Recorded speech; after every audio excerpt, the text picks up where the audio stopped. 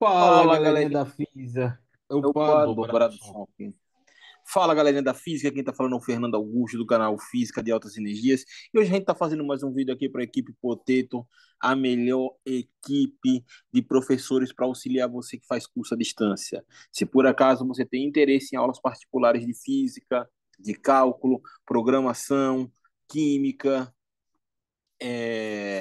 mecânica dos fluidos, podem deixar nos comentários aqui que eu passo o contato do meu amigo Marcelo Batata, o popular Potato, e ele vai lhe ajudar, ok? Pessoal, no final da aula passada ficou uma questãozinha sobre o nosso estudo de conservação de momento linear, certo? E da energia cinética. A gente tinha falado sobre colisões elásticas e uma das características da colisão elástica era justamente a conservação da energia do problema. Então, o problema aqui, basicamente, ele está dito para a gente da seguinte maneira, ó, uma partícula alfa com velocidade anterior de alfa, né? Na verdade, era a velocidade inicial, né? Mas eu troquei para a velocidade anterior por causa das nomenclaturas que a gente está usando. Com velocidade anterior de alfa, interage elasticamente com um átomo inicialmente parado, tá? Essa aqui é uma palavra-chave para a gente. Por quê? Se ele está parado, a gente sabe que a energia cinética dele é zero e o momento dele também é zero ou um vetor nulo, tá? Após a colisão, ambos se afastam de acordo com a figura. Tem a figura aqui embaixo, certo? Tem um processo de afastamento deles, certo? Fazendo um ângulo com o eixo X de 55 graus para a partícula alfa, com velocidade v de alfa depois, e 35 graus de v de π depois, tá? Onde π é o nosso átomo, né? A gente definiu com o nosso átomo. Aí ele pede para você determinar a relação entre a massa do átomo e a massa da partícula alfa, tá? Pessoal, essa aqui é uma questão linda, linda, linda, linda, linda mesmo, tá? Vamos lá. Vamos aqui começar primeiramente definindo aqui. Temos duas leis de conservação que nós vamos aplicar, tá? Leis de conservação. Leis de conservação, que são a lei da conservação. Conservação. A primeira lei que a gente vai aplicar é a conservação do momento linear, certo? Por quê? Porque a gente sabe que a gente não está exposto a forças externas, certo? A gente só tem ali as forças internas, né? No caso da colisão entre as duas partículas, tá? Então, a gente sabe que tem a conservação do momento. Lembrando que essa conservação é no momento antes da colisão, exatamente antes da colisão, e o momento logo depois da colisão, a gente tem a conservação do momento, tá? Então, ó, a variação do momento antes. Estou botando aqui vetorial, vocês vão entender por quê, entendeu? A variação do momento depois, tá?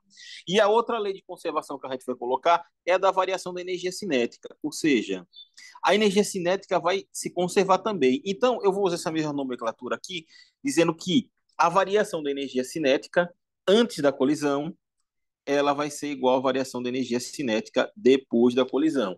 A energia, ela se conserva. E parece um detalhezinho tolo esse, mas aí parece só, ao menos um dos entes envolvido na colisão, ele tem que ter uma velocidade diferente de zero, tá?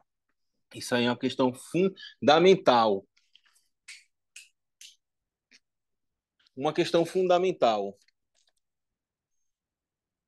É uma questão fundamental, tá? Por quê? Porque se ninguém tiver velocidade, não vai haver colisão, tá? Então, bom, tendo essas duas ideias aqui, o que é que eu vou fazer? Primeiro de tudo, olha só, eu vou aqui só a termo de a gente traçar, o nosso eixo em que a colisão está acontecendo é o eixo X, ok? Mas aqui, ó, para a velocidade de depois, ele tem uma angulação, tá? E aí, então a gente vai ter que fazer aqui a discriminação de cada componente. Vamos fazer a relação do nosso momento? Então, aqui, ó, para o momento, certo? Para o momento, para o momento. Droga. Momento para o momento. O que é que a gente vai ter para o momento? A gente vai ter quem é a variação do momento antes, certo? E aqui a gente já vai poder discriminar da seguinte maneira. Bom, eu sei o que do meu momento antes. Eu sei que eu tenho, olha só, eu vou ter o meu momento antes aqui, eu vou abrir um parênteses aqui, ó. O que é que eu tenho para antes? Eu vou ter uma partícula alfa que tem uma velocidade, tá? Então, o meu momento antes da colisão de A, de alfa, ó o que eu estou colocando aqui, ó, vai ser quem? Vai ser, ela está indo positiva em relação ao eixo X, tá? Então vai ser quem? Vai ser a massa de alfa vezes a velocidade antes da colisão de alfa, ok? Isso aqui é a velocidade vetorial. E quem é que vai ser o meu momento antes da colisão de π, da partícula π? Esse meu momento vai ser zero. Por que que vai ser zero? No caso aí o vetor nulo, porque ele não tem velocidade, ele está parado em relação ao movimento da partícula alfa, tá? Claro que na escala subatômica não existe partículas paradas, né? Se parar, você feriria o princípio da incerteza de Heisenberg e isso só aconteceria no zero absoluto, ok? Mas isso aí não vem a questão. Vamos colocar agora essa variação de momento aqui em termos das suas componentes, tá? Então eu posso escrever da seguinte maneira aqui, ó. A variação de momento anterior, antes da colisão, ela vai ser dada por m de alfa, m de alfa, vezes quem? Vezes a velocidade de alfa, vou botar aqui, ó, v anterior de alfa, na qual direção? Na direção y. Por que que é na direção y? Por causa que a nossa componente está indo na direção x. Mais a velocidade, aqui vai ser zero, na direção j. E esse daqui é o meu momento, a minha variação de momento anterior. Por quê? Porque para P de alfa, P de alfa não, P do átomo π, não tem movimento nenhum na partícula π. Então, ó, a componente dele não entra. Então, a gente achou aqui a nossa relação do momento anterior, certo? E agora o que a gente vai fazer, ó, eu vou escrever aqui a relação do momento depois da colisão, imediatamente depois da colisão. Ele vai ser quem? Ele vai ser o momento depois da colisão da partícula alfa mais o momento depois do átomo π, tá? Vamos escrever aqui separadamente, um para cada um, tá? Então vai ficar o seguinte, ó, P depois da colisão de alfa vai ser igual a m de alfa vezes quem? Vezes a velocidade de alfa. Só que essa velocidade de alfa, certo? Olha só, vamos botar aqui, ó. Ela está formando um certo ângulo. Eu vou escrever aqui, ó. Então, se ela está formando um ângulo com o eixo x, tá? Então, a gente vai ter o que aqui, ó? Eu vou ter uma componente v depois da colisão de alfa x, certo? E v depois da colisão de alfa y. Aqui vai ser o v depois da colisão de alfa, tá? E esse θ aqui é o nosso ângulo de 55 graus. Então, eu posso escrever isso aqui em termos das nossas componentes. Como é que vai ficar isso aqui, ó? Isso aqui vai ficar m de alfa, velocidade. Isso aqui já colocando, você sabe que a gente pode colocar v de alfa de d de x vai ser igual a v depois de x de d. Perdão, pessoal, deixa eu escrever aqui que fica melhor para não confundir. Isso aqui vai ser o que, ué? V d de alfa na direção x vai ser v d de alfa vezes, esqueci de colocar aqui, ó, o cosseno de θ. E o v d de alfa de y, certo? Vai ser o v d de alfa vezes o seno de θ, tá? Só que as nossas duas componentezinhas discriminadas, ok? Só para mostrar o que está acontecendo. E aí, como é que a gente vai colocar aqui, ó? Vai ficar Isso aqui vai ficar V, depois da colisão, de alfa, vezes o cosseno do nosso ângulo. O nosso ângulo aqui é 55 graus. Eu vou escrever 55 graus assim, por extenso mesmo, certo? Na direção I. Mais quem?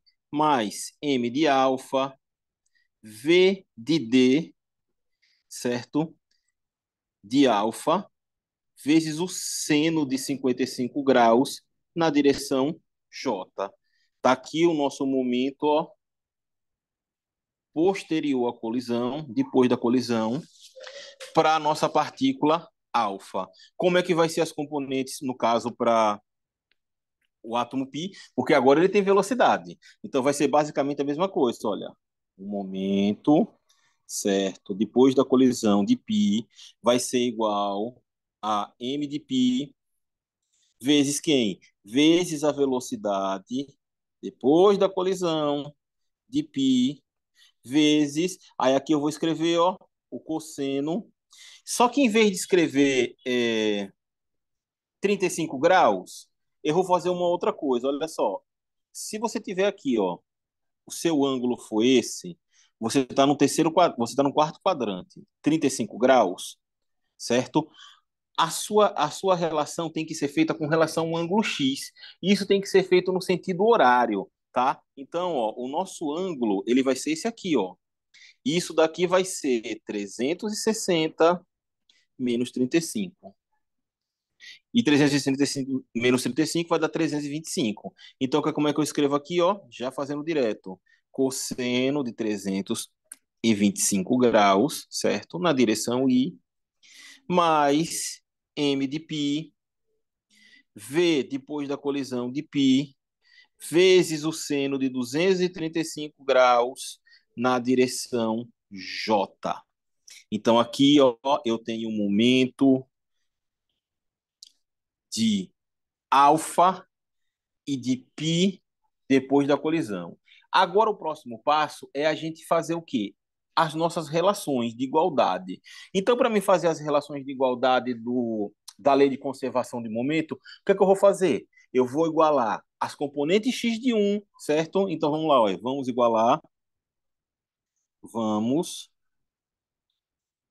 igualar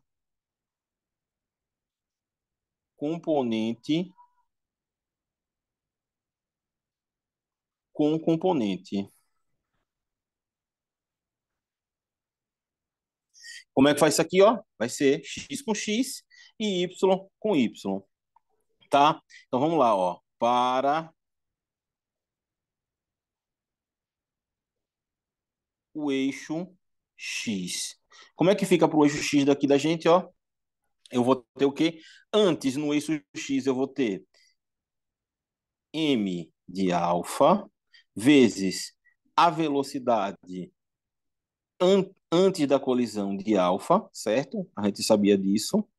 Isso aqui igual, já estou removendo o versor, certo? Não há necessidade de manter o versor. Isso aqui vai ser igual a m de alfa vezes a velocidade depois da colisão, certo? De alfa, vezes quem? Vezes o cosseno de 55 graus, tá? Mais m de π, certo? Velocidade depois da colisão de π, vezes o cosseno. Opa, vou apagar aqui para fazer um pouquinho menor para caber, certo? Na mesma linha. Isso aqui vai ficar, ó, mais m de π, certo? Velocidade depois da colisão de π, cosseno de 235 graus. Tá aqui feita a nossa relaçãozinha. Aí agora o que é que eu vou fazer? Antes de passar para o eixo y, eu vou simplesmente aqui colocar os valores, substituindo quem é o cosseno de 55, cosseno de 235, tá? Então isso aqui vai ficar o seguinte, ó, m de alfa, certo? M de alfa. E agora eu vou aproveitar aqui já direto, eu vou fazer o seguinte, antes de colocar. Esse m de alfa aqui está multiplicando, vai passar para o lado de lá dividindo, ok? Propriedade distributiva, a gente vai passar para o lado dividindo, tá? E isso aqui vai ficar o quê? Eu vou ter, vou mudar aqui a cozinha rápido, vai ficar velocidade antes da colisão de alfa vai ser igual. Aí vai ficar aqui, ó, o valor do cosseno de 55 para a gente. Cadê? Ah, tá. Vai ficar 0,5736 da velocidade depois da colisão de alfa, certo? Mais quem? Mais 0,8191. Esse aqui é o valor do ângulo do cosseno de 235 graus, certo? Multiplicado pela massa de π sobre a massa de alfa, vezes quem? Vezes a velocidade depois da colisão de π, tá? Então aqui a gente encontrou essa relação para o momento na direção de x. Antes da gente prosseguir, fazer alguma relação mais propriamente dita interessante, o que é que eu vou fazer? Eu vou fazer agora para y. E para y tem a vantagem de que a gente vai igualar o quê? A zero. Porque a componente não tem velocidade antes da colisão, certo? Então fica como? Fica simplesmente aqui para a gente, ó, para y, para y, para y, dois pontos. Vai ficar, vou colocar primeiro aqui as componentes depois da colisão, tá? Vai ficar 0,8191, 8191, a massa de alfa vezes a velocidade de alfa, perdão, velocidade depois da colisão de alfa, é a nossa nomenclatura, menos 0,5736 da massa de π e a velocidade depois da colisão de π. Isso aqui vai ser igual a quem? Vai ser igual a zero, porque não tem nada na parte anterior. Com isso em mente, eu posso encontrar aqui a nossa relaçãozinha entre a velocidade depois de alfa e a velocidade depois de π. Como é que eu vou fazer aqui, ó? Eu vou escrever que a velocidade depois de π, ela vai ser quem? Da partícula π, ela vai ser igual a 1,428, certo? Que multiplica aqui, ó, a massa de alfa sobre a massa de π. Esse valor 1,428 aqui simplesmente é da gente fazer a divisão de 0,8191 por 0,5736 vezes a velocidade depois de alfa, tá? Tá aqui a nossa primeira relação. Com esse valor aqui em mente, o que é que eu vou fazer, ó? Eu vou pegar ele e vou jogar na nossa relação do momento anterior, o valor que a gente tinha. Porque aqui, ó, se vocês repararem, o que é que eu tenho aqui? Eu tenho alfa antes, certo? Alfa depois e π depois. Então, com π depois, ó, eu vou substituir e vou encontrar uma relação só para alfa. Então, como é que vai ficar aqui para a gente, ó? Isso aqui vai ficar, ó, substituindo daqui para cá, ó. Como é que vai ficar? Vai ficar, ó, deixa eu colocar aqui, V de alfa antes, V antes de alfa, vai ser igual a 0,5736 velocidade depois da colisão de alfa, certo? Mais, e aqui vai ficar, ó, 0,8191, certo? M de π sobre M de alfa, tá?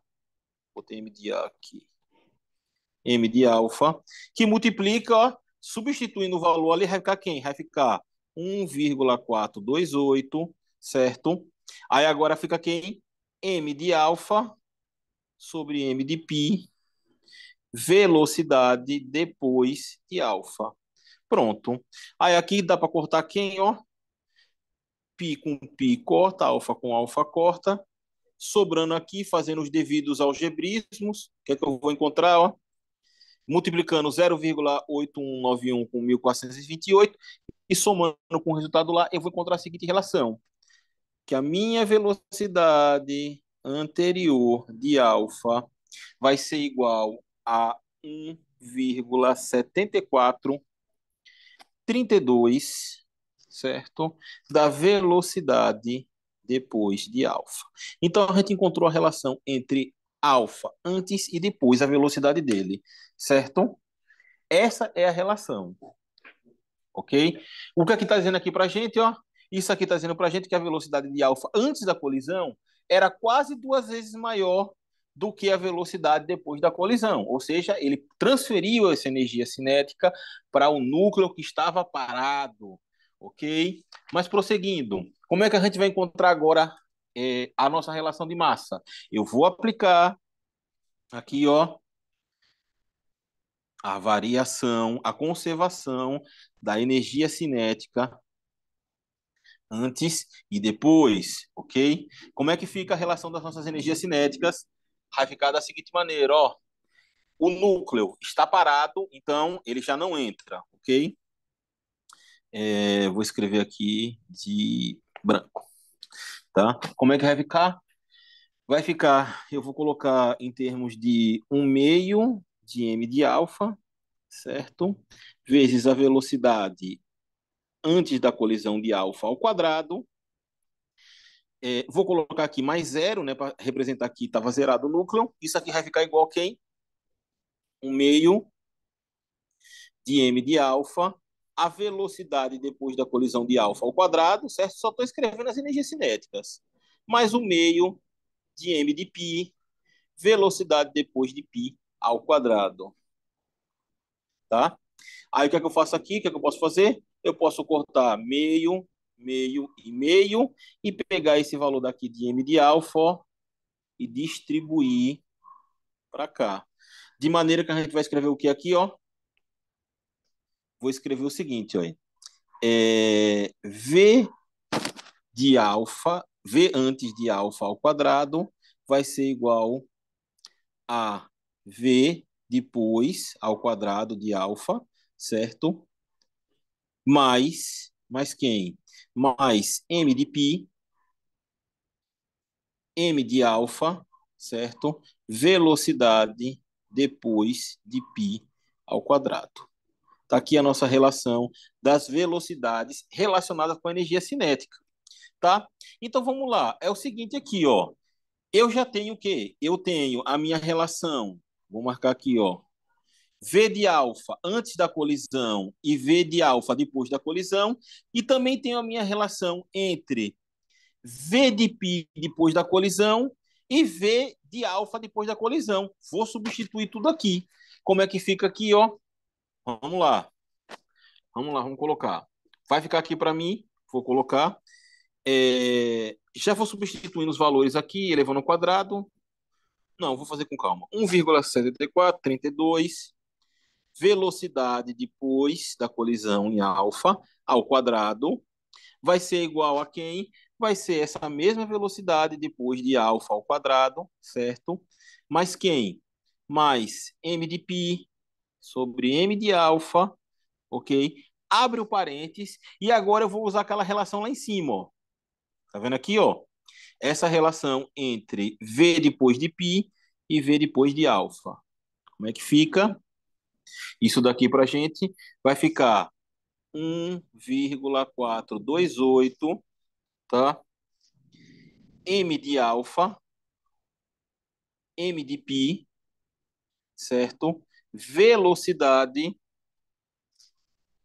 depois de alfa elevado ao quadrado. Repare que todos os três termos agora aqui, ó, todos os três termos estão relacionados com a velocidade depois de alfa. Foi a maneira que eu encontrei. Você podia encontrar a velocidade antes, você podia só ia modificar as contas, mas o resultado ia dar basicamente o mesmo, ok? Então vamos lá. Como é que fica? Substituindo aqui, isso aqui eu vou encontrar o seguinte, ó, eu vou encontrar 3,038 velocidade depois de alfa ao quadrado, menos a velocidade depois de alfa ao quadrado. Isso aqui vai ser igual a massa de π, certo? Massa de alfa multiplica massa de alfa ao quadrado, massa de π ao quadrado, e aí a gente vai ter 1.428 ao quadrado. E 1.428 ao quadrado vai dar 2,039. Isso aqui vezes a velocidade depois de alfa ao quadrado, ok? Quer que eu posso cortar aqui, ó? Posso cortar esse. Sobrou um m alfa e um m π. De maneira que a gente vai escrever o que aqui, ó? Eu vou ter 2,038, velocidade depois de alfa ao quadrado vai ser igual a m alfa sobre mπ vezes 2,039, velocidade depois da colisão de alfa ao quadrado. E aí, pessoal, o que a gente faz aqui, ó? Posso retirar isso daqui. O meu interesse é a relação das massas, certo? E aqui, o que a gente pode ver aqui, ó? Eu posso escrever da seguinte maneira. Eu posso dizer que o meu m de π, certo? Ele vai ser igual ao meu m de alfa, que multiplica 2,039 dividido por 2,038. Assim, a relação deles dois, eu vou botar aqui em vermelho, certo? A massa de π vai ser igual a 1,0005 da massa de alfa. Algumas pessoas poderiam chegar e dizer, olha, esse núcleo daí era um núcleo de uma partícula alfa. Mas como geralmente o núcleo de uma partícula alfa nunca está parado, ele sempre está em movimento, eu posso dizer que o átomo π aqui, ó, aquele átomozinho π, é um átomo de hélio.